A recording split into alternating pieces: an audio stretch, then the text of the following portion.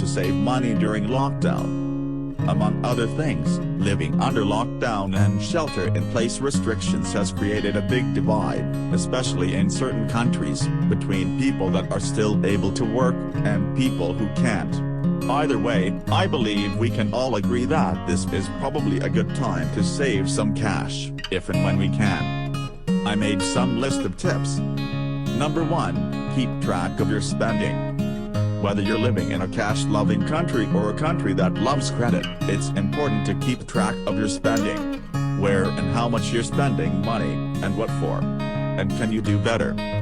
Just make sure you start your day knowing full well what you have, and go to bed at night fully aware of what you've spent.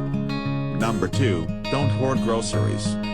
We've seen this happen, especially in the early stages of the outbreak. People began rushing to supermarkets to buy things in bulk, mostly toilet paper and flour apparently. That is, quite apart from anything else, a potential financial mistake because it means you keep buying things you won't necessarily need. Ask yourself, do I really need this? And also, is it paramount that I get it now? If the answer is no, leave it on the shelf. Number 3, manage your cash flow. Managing the cash that's coming your way is one of the most important things because people can be successful, but still get in trouble if they don't have the correct cash flow. Don't spend more than you need. Don't spend more than your income is going to be. That's because even if you know profits are coming, you're still going to have to pay the bills. I know, it's a tough world. Number 4, protect yourself from external inputs. The media can't sell news unless they dramatize it. And the same thing happens on social media.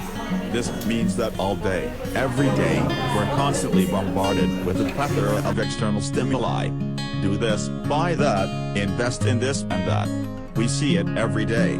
It's important to ignore, or at least take control over these inputs. Number 5, take time to look into new opportunities. Now is a great time to invest some of the free time we may have to learn how to transition from brick and mortar to an online business, for example.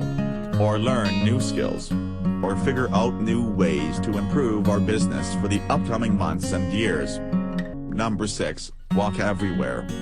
This is by far and away the easiest and yet most underrated way to save money. Walk everywhere.